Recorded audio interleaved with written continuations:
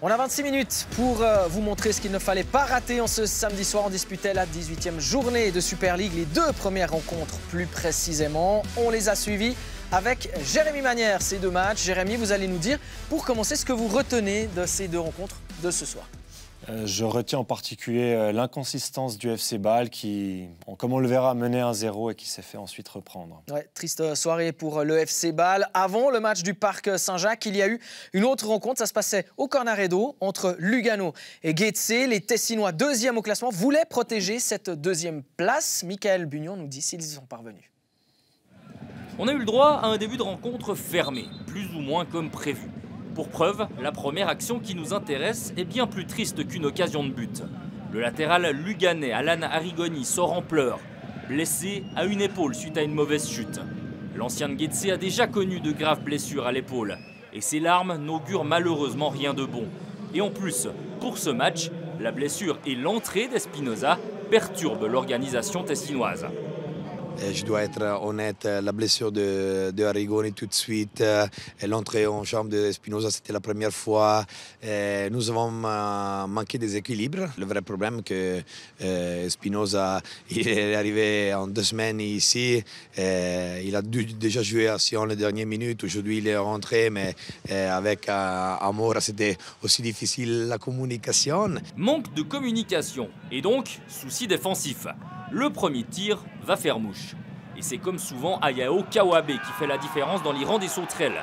À l'extrême limite du hors-jeu, le Japonais marque son 7e goal de l'exercice et il permet surtout aux siens de rentrer au vestiaire avec un court avantage. Mais il était hors-jeu, Mathia? Je ne sais pas aussi si c'est vraiment hors-jeu ou pas. Je l'ai regardé 3 fois et je ne suis pas encore sûr. Le match gagne en rythme en deuxième période. Enfin bon, c'est pas foufou non plus. En résumé, Lugano sort tout gentiment de sa tanière, alors que Getse et De Carvalho testent le ligand de Sébastien Ozigwe. On vous avait prévenu, c'était pas incroyable. Les Tessinois ne parviennent pas à se créer des occasions. Il y a des tirs non cadrés, des tirs bloqués, des actions confuses, et ça ne suffit pas pour marquer. Getse fait tout juste, ou presque. Non, je pense qu'on a fait 60 minutes, vraiment très bon foot. La première mi-temps, c'était nickel. On a bien géré l'adversaire. Ils ne sont pas arrivés à faire grand-chose. On a eu des occasions, on a marqué le but. Je pense que c'est une première mi-temps presque parfaite. Et après la deuxième, c'était clair, la réaction de Lugano va arriver. Et oui, réaction, il y a. Car le Money Time, c'est devenu une véritable spécialité tessinoise. Il y a une semaine, 94e minute, Zan Tselar offre les 3 points à son équipe contre Sion. Et bien cette fois, on n'a pas attendu le temps additionnel pour aller arracher le match nul. 88e, Milton Valenzuela pour ce qui est le premier tir cadré du match côté Bianconero, mais aussi un jour à marquer d'une pierre blanche pour l'Argentin, puisqu'il s'agit de son premier but en Suisse. Un heureux donc, alors qu'en face, on a de quoi se mordre les doigts. Et dommage pour les gars parce qu'ils ont lutté jusqu'au bout. Et les 3 points, on l'a cherché, on n'est pas arrivé, mais je pense que la manière qu'on a joué, c'est absolument positif. Pas de victoire en 2023 encore donc pour Getse, alors que Lugano reste accroché au podium pour le moment. Encore un but en fin de rencontre pour ces Bianconeri. C'est le 11e dans le dernier quart d'heure. C'est assez dingue. Ça traduit quoi? Ça traduit d'abord que l'équipe est prête physiquement parce qu'il faut avoir les ressources, l'énergie nécessaire pour le faire. Parce que c'est compliqué quand on a 85 minutes dans les chaussettes de pouvoir faire encore des différences contre une défense regroupée. Ça montre aussi qu'elle fait preuve d'abnégation, qu'elle est prête, qu'elle est apte mentalement et psychologiquement à revenir au score, qu'il y a un esprit de groupe et puis que l'équipe est solidaire. Donc c'est des signaux qui sont super positifs pour un entraîneur, pour n'importe quel staff. Après, j'imagine aussi que Mattia Crocitorti, il aimerait, si possible, faire des différences plus tôt dans les rencontres. Mais en tout cas, voilà, c'est des bons signaux envoyés à tout le monde. Ouais, c'est pas un hasard, finalement, quand ça arrive aussi souvent dans une saison. Lugano invaincu depuis 5 journées de Super League. Ça aussi, c'est un point positif. Et, personnellement, moi, j'aime beaucoup cette équipe de Lugano. Ça n'a pas été le cas forcément ce soir, mais il y a un dynamisme qu'on voyait moins avant. C'est aussi une équipe un peu moins attentiste, moins défensive. voilà, qu'on n'a pas trop l'habitude de voir. Je suis d'accord avec vous. Souvent, on les qualifiait d'équipes défensives qui exploitaient seulement les contres. Là, ils aiment encore exploiter les contres, c'est clair. C'est une de leurs grosses qualités avec les joueurs de rupture qu'ils ont avec Amoura, avec Botany, avec Steffen. Ils ont des joueurs parfaits pour ça. Par contre, ils ont vraiment ajouté d'autres qualités un peu à leur panoplie. Ils sont capables d'avoir un petit peu plus le ballon. Ils ont un milieu de terrain avec Doumbia, Botany et Sabatini qui fonctionnent très très bien. J'ai l'impression qu'ils ont plus de maîtrise et ils sont un petit peu plus protagonistes qu'avant. Pourtant, le coach est le même, mais ils ont un petit peu adapté leur style de jeu. Et c'est bien pour nous, c'est bien pour le public, c'est plus attractif aussi. Et il y a beaucoup de belles choses à dire sur ce FC Lugano version 2022-2023. Pas facile d'affronter Getse. Tout le monde se casse un peu les dents sur cette équipe. Ouais, c'est une équipe qui est toujours très très bien organisée, qui a, à part Kawabe peut-être, et puis Bola que j'aime beaucoup, qui à son poste est une référence pour moi dans notre championnat, qui n'a pas vraiment de joueurs forcément qui sortent du lot. Ils ont vraiment une belle équipe, assez homogène, avec un banc qui est capable de faire des différences. Sur le plan offensif, ils ont un petit peu des soucis avec des joueurs blessés, avec certains qui ne se sont pas vraiment imposés, qui n'ont pas encore fait vraiment leurs preuves, mais par contre toujours bien organisés, qui est compliqué à jouer parce qu'ils sont souvent en bloc médian, ils savent s'adapter aussi, ils savent défendre en bloc bas comme ils l'ont fait durant la deuxième période. C'est pas une équipe qui a souvent une énorme possession de balle, mais c'est une équipe casse-gueule, on va dire ça comme ça, peau de banane un petit peu. Peau de banane, mais qui pourtant n'a gagné que 2 fois sur les 11 derniers matchs. Et voilà, il va falloir commencer à tirer la sonnette d'alarme à un moment donné, peut-être. Ouais, après, je pense que, alors, avec les propriétaires étrangers chinois, peut-être que Contini a plus de pression, mais on n'attend pas de Getse non plus, qui joue à chaque fois le top 3 en Super League. Alors, peut-être que ça augure de bonnes choses, comme l'a dit Contini à la fin de ce match, mais cette ligue est tellement homogène, c'est tellement serré entre les équipes que oui, si on analyse la série et le nombre de victoires consécutives, le bilan n'est pas bon. Mais on n'attend pas, Getse n'est pas largué, on ne les attend pas 2e ou 3e. Donc je crois qu'ils vont vivre une deuxième partie de championnat peut-être un petit peu irrégulière, mais ils ne seront jamais vraiment inquiétés vers le bas. Et je crois que pour Getse, il faut construire vers la suite avec cet été un mercato qui doit être stable, où il faut s'appuyer sur ce qui a bien marché, apporter quelques retouches et pas, comme lors de chaque mercato, amener 10 nouveaux joueurs avec 10 nouveaux joueurs qui partent.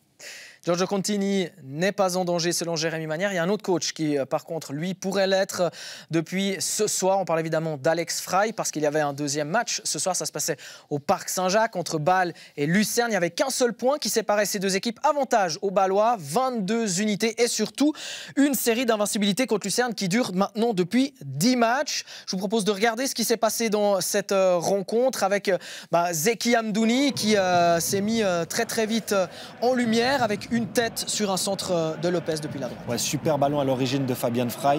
Ensuite, c'est Lopez qui centre pour Amdouni et sa tête, elle est juste un petit peu trop assurée. Hein. On voit vraiment qu'il veut bien faire, il veut la cadrer, il ne veut pas se rater parce qu'on parle beaucoup de ses statistiques qui sont un petit peu en berne malgré son contenu qui est très très bon. Et Müller arrive à détourner sa tentative. Même Alex Frey, il a dit en avant-match, j'attends d'Amdouni qu'il marque plus de buts. Eh bien, Zeki Amdouni semble avoir entendu le message puisqu'il va ouvrir le score sur cette frappe, la 4e goal de la saison pour lui. Ouais, cette action, elle est beaucoup plus difficile à mettre que sa première occasion. Hein. Il faut être clair, même action que lors de la première. Long ballon sur le côté droite. Cette fois, c'est lui qui hérite directement du ballon. Belle frappe croisée, il trempe Marius Müller. Et il faut vraiment pointer du doigt le repli défensif lucernois qui est inexistant avec Friedek et Pascal Schurf qui sont allés cueillir les marguerites. 4e but pour Zeki Amdouni, on l'a dit. 2e en 2023, ça veut dire qu'il a déjà marqué autant de buts en 2023 que depuis le mois de juillet jusqu'au mois de novembre. Ça, c'est l'arrêt de Müller sur Cadet. Oui, arrêt difficile parce qu'il y a une grosse densité de joueurs devant lui. Ça montre encore une fois que le FC Lucerne n'y était pas du tout durant ces 30-35 premières minutes. Et ils ont pu compter sur un bon Müller pour retarder un petit peu l'échéance. Occasion lucernoise sur cette séquence de la 40e minute, c'est Beka qui manque le cadre. Ouais, Beka qui hérite du ballon de la part de Schurf et qui fait valoir son 1m97. Il est très très proche des buts, mais malheureusement, il n'arrive pas à rabattre ce ballon pour cadrer et battre Marvin Hitz. À la pause, on a donc un score de 1-0 pour le FC Bâle. Et là, on n'était pas tout à fait d'accord parce que ma vision, c'était celle de dire que Bâle aurait peut-être dû profiter d'un Lucerne pas très bien entré dans le match, pas très équilibré derrière pour aller marquer un deuxième but. Vous aviez un autre avis ? Oui, mais au final, le score final, comme on le verra, vous donne raison. Parce qu'ils ont eu les occasions pour tuer le match en début de première période, ce qu'ils n'ont pas fait. Et moi, je partais du principe qu'en ayant montré la maîtrise qui était la leur, en ayant montré leur supériorité face à un FC Lucerne qui était emprunté, ils devaient être capables, même si c'est une équipe jeune, de gérer leur avantage d'un but sur la seconde période. Parce qu'ils n'ont pas été... Alors oui, il y a ces 2 occasions de fin de première période, mais dans le contenu, ils étaient bien supérieurs aux Lucernois. Ils avaient la possession. On a très peu vu les attaquants lucernois aussi s'exprimer avec Chader, Schürpf et Dreger qui ont été vraiment en difficulté, notamment sur le plan technique. Et à partir de là, moi, je me disais tout simplement qu'un FC Bâle qui est supérieur dans le jeu, dans le contenu, qui joue à domicile, qui va attaquer contre son public, contre son COPRE plutôt, n'est pas obligé de forcément faire mettre tout de suite le deuxième et peut se permettre de gérer le score et lorsqu'il s'agira du moment opportun, le faire en deuxième période. Ouais, vos arguments sont tout à fait recevables également. Je vous propose de voir ce qui s'est passé en deuxième période. Ça commence plutôt bien même d'ailleurs pour les Bâlois avec une grosse occasion pour Fink à la 53e minute. On verra que Fink se joue des défenseurs adverses avec toute sa puissance. Là, il y a une mauvaise passe de Yachari. Ça a été souvent le cas malheureusement aujourd'hui. Et il passe entre les deux centraux. Sa frappe, elle est puissante, mais elle n'est pas assez précise pour inquiéter le portier allemand Marius Müller. Voilà l'occasion pour Fink qui réussit au moins à cadrer et Müller qui s'interpose. Müller qui n'était pas content en première période de l'alignement de ses défenseurs, de ce déséquilibre qu'on a moins vu. En deuxième période, on a vu bizarrement, tout à coup, des défenseurs bâlois qui ont commencé à commettre des erreurs. On va le voir, peut-être un petit peu moins sur cette séquence de la 60e minute. C'est l'égalisation, c'est le but de Schürpf. On verra des choses bien plus flagrantes tout à l'heure, mais quoi qu'il en soit, c'est un but complètement contre le cours du jeu. Oui, tout à fait, parce que Bâle avait entamé cette deuxième période comme il avait entamé sa première, c'est-à-dire très très bien, en étant dominant, en voulant mettre le deuxième rapidement. Et c'est vrai que ce but intervient à la suite d'un coup de pied arrêté où, durant une phase où le FC Lucerne n'était pas très très dangereux, belle déviation de Beka qui trouve Schürpf au deuxième poteau, qui arrive à rabattre le ballon en demi-volée. C'est 1-1 et c'est à ce moment-là, c'est vrai, contre le cours du jeu. Ouais, le FC Bâle... un peu, pas cueilli à froid, mais qui s'attendait peut-être pas à encaisser ce goal-là, ce but de l'égalisation signé Schürpf. Là, on peut le dire, on a vraiment une défense bâloise à la rue sur cette séquence. Tout à fait. On a parlé de vigilance et puis de lucidité et de concentration à la mi-temps. Et là, il y a un gros manque d'agressivité, il y a de la passivité dans la surface. On voit, ils ne sont pas en infériorité numérique. On voit d'abord Adams qui cadre le porteur mais sans sortir dessus. On voit Pellemar qui vient jouer un 2 contre 1 qu'il n'a pas besoin de jouer. Il doit rester dans l'axe pour rassurer sa défense centrale. Et il y a une succession de petites erreurs qui fait que Yachari peut mettre le deuxième. Et ça sauve un petit peu son match à Yachari parce que c'est vrai qu'il a été... j'ai rarement vu perdre autant de ballons qu'aujourd'hui. Ouais, vous avez précédé ma question. Effectivement, j'allais venir là-dessus. Pas un tout grand match de la part de Yachari. 2-1 donc pour Lucerne à ce moment-là. Ça ne va pas durer très longtemps parce que vous allez le voir, Andy Zekiri est rentré en cours de deuxième période et Andy Zekiri va remettre les deux équipes dos à dos. C'est un peu chanceux, mais il est là, au bon endroit, au bon moment, et c'est le plus important. Ouais, c'est ce qu'on lui demande. De toute façon, on lui demande de mettre le ballon au fond. Ça fait partie du rôle d'un attaquant. Il hérite d'un ballon qui est contré d'abord par Adam, je crois, sur une reprise d'Amdouni. Et ce but, il intervient aussi, au même titre que l'égalisation de Lucerne, durant une phase où le FC Bâle est pas forcément un peu inexistant. Et cette égalisation intervient vraiment contre le cours du jeu également.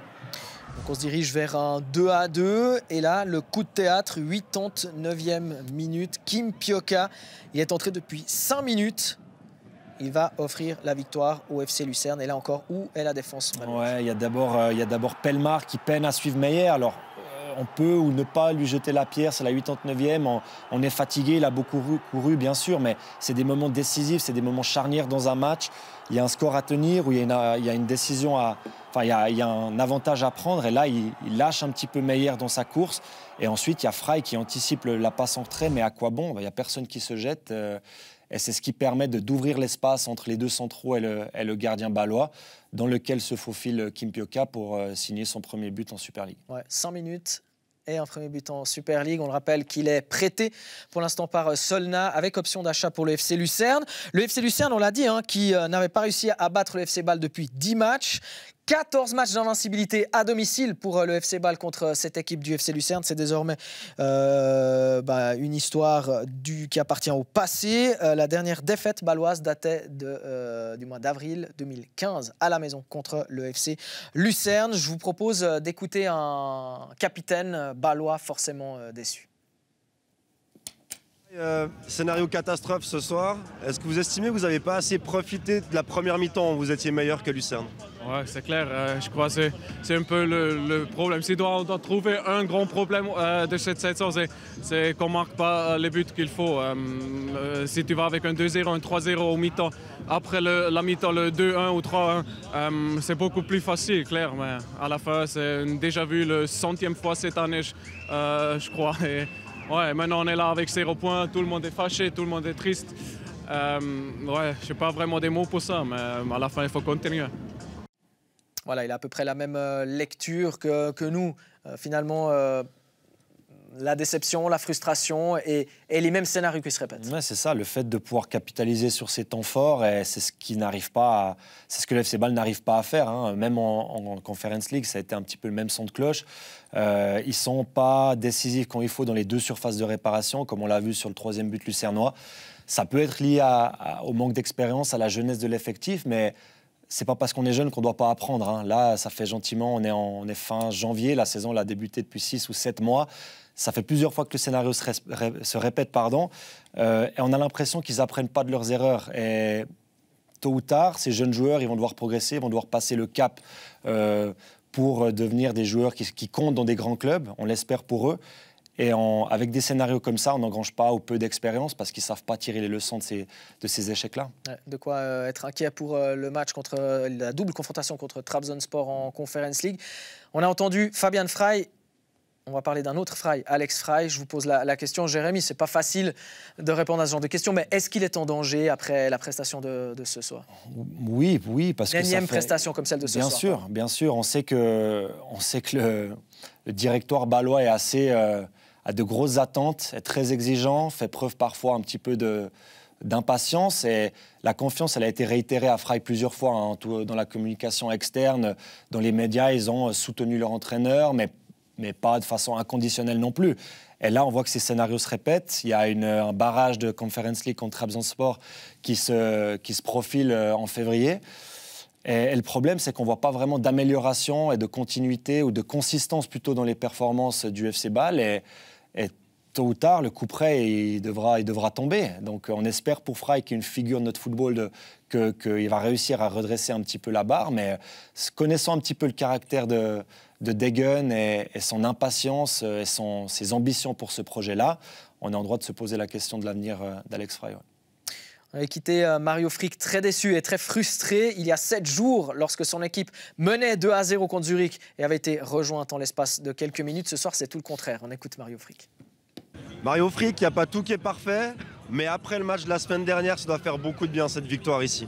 Ja, vor allem, wie Sie sagen, nach letzter Woche war das schon wichtig. Wir wollten unbedingt die 2 verlorenen Punkte heute zurückholen.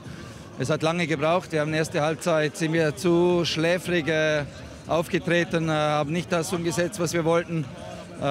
Brauchten wieder eins aufs Maul, waren 1-0 hinten. Und in der Halbzeit haben wir Klartext geredet. Zweite Halbzeit haben wir all das, was wir verlangt haben, auf den Platz gebracht. Intensität, Energie, Glaube, dass wir gewinnen können hier in Basel. Und mit ein bisschen Glück hinten raus haben wir es auch noch gewonnen. Ich habe mich extrem geärgert über das 2-2, Entstehung vom Eckball. Aber heute haben wir das Glück auf unserer Seite, was uns gegen Zürich gefehlt hat. Voilà, il est content, évidemment, Mario Frick. Il a voulu mettre le point sur tout ce qui n'a pas été en première mi-temps, dans un premier temps, c'est-à-dire une première mi-temps où on a été médiocre, endormi surtout, et puis il fallait réagir. Une deuxième mi-temps meilleure, intensité, énergie. C'est ce que j'ai vu, et j'ai vu surtout une équipe qui a cru, qui avait envie d'aller chercher cette victoire, qui avait envie d'aller chercher ces 3 points avec, il l'admet, un petit peu de chance quand même. Voilà pour cette deuxième rencontre de la soirée. On fait un petit récap avec donc le match nul du Cornaredo entre Lugano et Zurich. La victoire à l'extérieur du FC Lucerne au classement. Lugano voulait conforter sa deuxième place. C'est fait. Lucerne pouvait passer devant Bâle. C'est fait.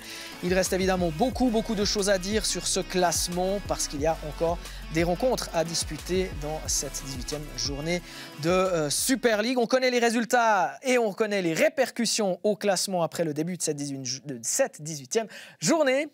La suite et la fin de cette 18e journée, c'est demain avec notamment ça. «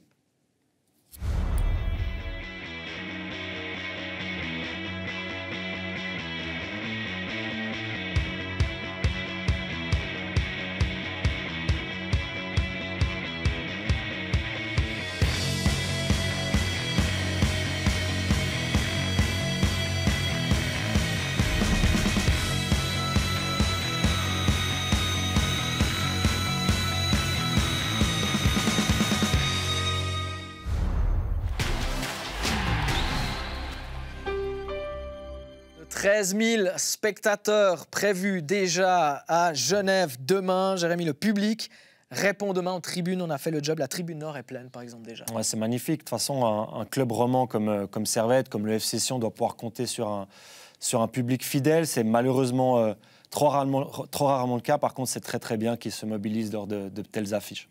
Sion battu par Lugano dimanche dernier. Servette qui entame 2023 avec un derby à domicile dans un stade bien garni. Il y a pire pour lancer sa deuxième partie de saison. Ouais, mais je pense que si on demande à Alain Guéguer s'il avait pu jouer le match contre Winterthur, il aurait choisi de le jouer, oui, pour pouvoir se jauger justement avant une telle échéance, avant un match aussi important, surtout pour les fans, surtout pour la ville. Je crois que c'est important de répondre présent. Les matchs amicaux, c'est bien, mais ça ne remplace jamais la compétition. Et en l'occurrence, le fait d'être la seule équipe avec Winterthur, de ne pas avoir entamé cette année 2023, c'est un petit désavantage. Le FC Sion est déjà dans sa compétition, il y a déjà des choses qu'ils ont pu rectifier, j'imagine, et on s'attend à un beau match. C'est Alizé Lichty qui vous accompagnera demain à partir de 14h avec IB Winterthur et puis notamment donc le derby du Rhône. Autre derby demain, ça se passera à Lausanne en Challenge League entre Stade Lausanne-Ouchy et le FC Lausanne Sport à la Pontaise. Un match qui va finalement pouvoir se jouer. Jusqu'à hier, on n'était pas très sûr que ça se joue parce que c'est gelé tout là-haut dans le nord de Lausanne. 6 points d'avance pour le Slow qui est actuellement deuxième et qui, en gagnant, pourrait même prendre la tête de cette Challenge League. Il ne faut pas se rater pour le LS. C'est le LS qui a clairement la pression sur les épaules pour ne pas se retrouver à 9 points. Oui, parce on connaît les ambitions du LS. Avec Ineos, on sait qu'ils veulent remonter rapidement. Il y a des moyens conséquents qui ont été investis dès cet été avec des gros contrats proposés, avec des joueurs de catégories supposément supérieurs qui sont arrivés. Et il y a ce petit voisin qui leur pose problème, qui est toujours compliqué à jouer, qui a énormément de talent dans son effectif. Je tiens à louer les qualités de Irachi Hagan, le directeur sportif, qui arrive chaque année à nous dénicher des perles, des pépites, des joueurs assez incroyables.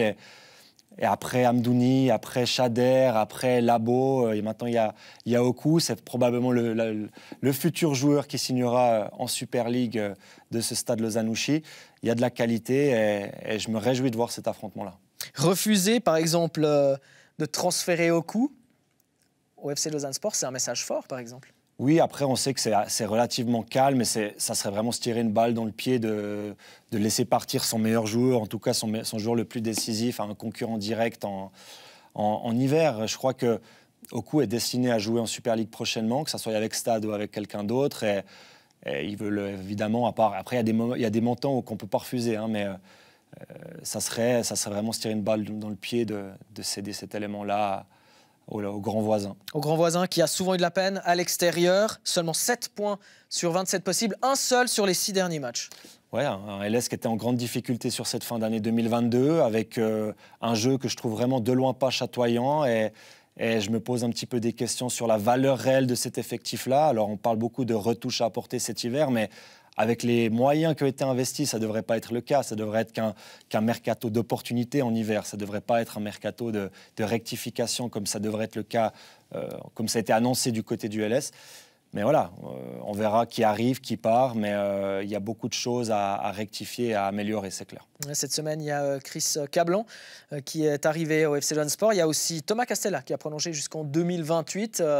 Voilà, incroyable. Il va rester finalement au LS jusqu'à la fin de sa carrière. Magnifique, surtout qu'on est en 2023, il prolonge de 4 ans et demi. Enfin, c'est rare des contrats d'aussi longue durée, surtout en Suisse.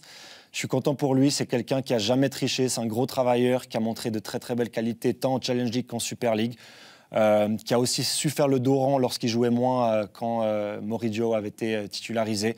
Un mec à l'état d'esprit irréprochable, avec de belles qualités, et c'est une juste récompense pour lui. Ouais, un bel exemple, effectivement. Alors on a parlé du haut du classement. On n'aura malheureusement pas le temps de parler d'Yverdon, mais on n'oublie pas les Yverdonois, bien sûr, qui sont aussi très très bien placés au classement. On va parler de Xamax, toujours lanterne rouge. Qu'est-ce qu'on peut souhaiter au club rouge et noir pour cette année 2023 ? Il faut plus de régularité, il faut qu'ils arrivent à engranger des points rapidement pour s'éviter toute mauvaise surprise en fin de saison, parce que ça fait quand même plusieurs fois qu'ils brisent le code. On se rappelle notamment de ce dernier match à Chiasso où ils s'étaient sauvés de justesse. Ils ont de la qualité dans leur effectif. Après, on sait, comme la Super League, cette Challenge League, elle est tellement homogène que ça se tient souvent à peu de choses. Et malheureusement, il y a une certaine spirale qui s'est instaurée dans le club, dans cet effectif depuis un certain temps, qui est compliqué à inverser. Mais j'espère, en tout cas pour notre foot, pour notre Romandie, que Xamax restera au deuxième échelon national. Ouais, évidemment. Xamax reçoit Schaffhouse demain à 16h30. C'est un adversaire direct avec Vaduz. Victoire impérative pour les Rouges et Noirs. Vous allez le voir parce que Vaduz a fait une très bonne opération hier. Vaduz était mené encore à 10 minutes de la fin, 2-0 par Ville. Vaduz est revenu à 2 partout. Et puis ce soir, Aarhus s'est imposé face au FC Thun au Bruglifeld. Les autres rencontres, les voici. On en a parlé déjà brièvement. Regardez le classement avec le FC Ville qui est toujours en tête, mais demain, avec une victoire, Stade Lausanne-Ouchy peut être leader de cette Challenge League. Yverdon peut faire aussi une très très bonne opération en gagnant. Attention au FC Lausanne Sport en cas de défaite, ça pourrait être très très compliqué pour la suite et la fin de cette saison. Attention aussi à Xamax, on l'a dit, avec 12 points, il faut absolument réussir à faire 3 points pour se rapprocher de Vaduz et de Schaffhouse. Voilà! Vous avez vu l'essentiel de cette soirée de football. On a pris beaucoup de plaisir à la suivre avec vous également, Jérémy. Merci. On se retrouve bientôt. Vous serez là dimanche prochain dans Match après Match. Tout à fait. C'est très bien. Quant à vous, eh bien, vous serez là forcément demain avec la suite et la fin de cette 18e journée de Super League. Très bonne nuit à toutes et à tous. Merci pour votre fidélité. À bientôt. Ciao.